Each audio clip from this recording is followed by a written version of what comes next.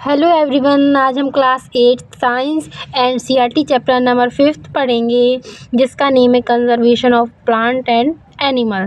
पहले हम इसकी कंटेंट्स देखेंगे। फर्स्ट क्या है, biodiversity, second biosphere reserve and third deforestation, fourth ecosystem, fifth endangered species, sixth flora and fauna, seventh red data book, eighth national park and ninth reforestation, 10th sanctuary और 11th क्या है last, endemic species. अब हम पहले detail में किसके बारे में पढ़ेंगे, बायोडाइवर्सिटी यानी कि जैव विविधता।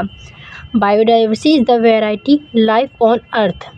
जैव विविधता वो विविधता है जो कि अर्थ पर जीवन पाया जाता है, जिसमें क्या इंक्लूड है, शामिल है in the variety of plants, animals, microorganisms and ecosystem. यानी कि इसमें क्या इंक्लूड है, कई वैराइटीज़ के प्लांट्स, एनिमल्स और इकोसिस्टम भी। It also refer interaction between these living things, यानी कि ये क्या रिफ़र करता है, इंट्रैक्शन किसके बीच का, जो लिविंग थिंग्स है उनके बीच का। फिर इसके बाद नेक्स्ट पेज पे देखेंगे हम, इसमें क्या दिया गया है, biosphere reserve. Biosphere reserve are protected areas meant for conservation of plant and animal. Biosphere reserve वो एरियाज़ हैं जिसमें प्रोटेक्शन किया जाता है, किसका, यानी कि संरक्षण किया जाता है प्लांट्स और एनिमल्स का। Also restores the traditional life of tribal living in vicinity, यानी कि जो प्लांट एनिमल हैं उन्हें क्या रिस्टोर किया जाता है ट्रेडिशनल लाइफ के द्वारा से। फिर नेक्स्ट पढ़ेंगे हम deforestation. Deforestation is the large scale cutting down of trees and forest. Deforestation वो प्रोसेस है जिसमें फॉरेस्ट के जो ट्रीज हैं उनको कट किया जाता है लार्ज स्केल में, यानी कि बड़े पैमाने पर। फिर उसके बाद which can be caused by human activity और नेचुरल इवेंट, जो कि किसके कारण होता है, मानव एक्टिविटी के कारण और नेचुरल इवेंट यानी कि प्राकृतिक घटनाक्रम। फिर नेक्स्ट देखेंगे ecosystem. An ecosystem is a community of living organism. Ecosystem वो समुदाय है, यानी कि जीव जंतु हैं, and their non living environment that interact with each other in a specific area, यानी कि जो लिविंग और नॉन लिविंग ऑर्गेनिज्म हैं वो क्या होते हैं, इंटरेक्ट होते हैं, एक स्पेसिफिक एरिया होता है उनका। फिर इसके टाइप ऑफ इकोसिस्टम दिए गए और क्या दिया गया, एग्जाम्पल दिए गए उनके। फर्स्ट क्या है, टेरेस्ट्रियल। टेरेस्ट किस में आते हैं, फॉरेस्ट, ग्रासलैंड, और एक्वेटिक किस में आते हैं, एक्वेटिक यानी कि जो पॉन्ड्स होते हैं और लेक्स होती हैं और रिवर्स होते हैं। और fresh water, lake, pond, stream. और मेराइन में क्या आता है, सी एंड ओशियंस। फिर हम फिफ्थ पढ़ेंगे, N endangered species is a species of animal.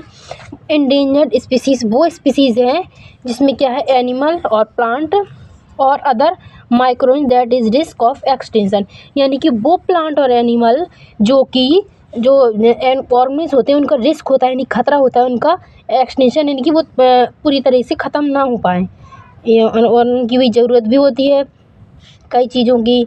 फिर नेक्स्ट क्या है, flora. Flora is a collective term for a group of plant.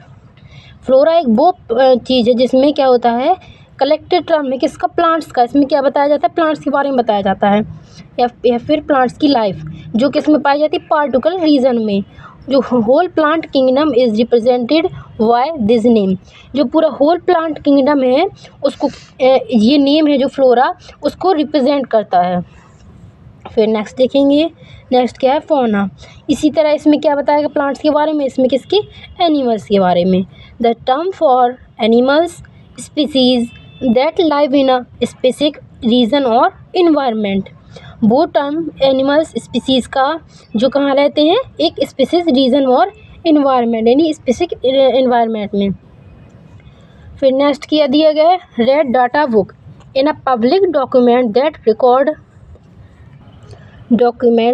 Documents rare and endangered species of plant animal, यानी कि एक जो सार्वजनिक दस्तावेज है जिसमें किसका रिकॉर्ड दिया होता है, इंडेंजर्ड स्पीसीज़ का और प्लांट्स एंड एनिमल्स और फंगाई का।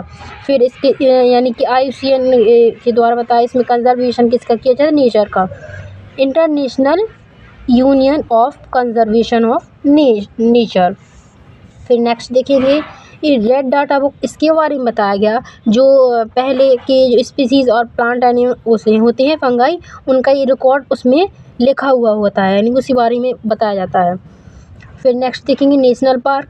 अ national park is a large area of land protected by the government to preserve natural environment, flora and fauna. जो नेशनल पार्क होते हैं यानी कि राष्ट्रीय उद्यान होते हैं, उसमें क्या होता है, जो लार्ज एरिया प्रोटेक्ट रहता है लैंड्स का, किसके प्रिजर्वेशन किया जाता है उसमें, एनवायरनमेंट का। एनवायरनमेंट के जो स्पीसीज़ हैं यानी फ्लोरा और फोना, इसके पहले आप पढ़ चुके हैं फ्लोरा फोना के बारे में। फिर नेक्स्ट देखेंगे हम reforestation. Reforestation is the process of replanting trees in areas. Reforestation वो प्रोसेस है जिसमें क्या होता है, यानी कि वो प्रोसेस है जिसमें पहले क्या होता है, फॉरेस्ट है उसको क्लियर कर देते हैं, फिर उसमें एक नए पेड़ उगाए जाते हैं, यानी कि रीप्लांटिंग की जाती है ट्रीज़ की in areas where forest have been destroyed और डैमेज। जब कोई या फिर इवेंट या ह्यूमन एक्टिविटीज़ के कारण क्या होता है, डिस्ट्रॉय हो जाता है जब फॉरेस्ट, फिर उसको क्या होती है, रीप्लांटिंग की जाती है, फिर से उन्हें वहाँ पेड़ उगाए जाते हैं, उसी प्रोसेस को क्या बोलते हैं, रिफॉरेस्टेशन।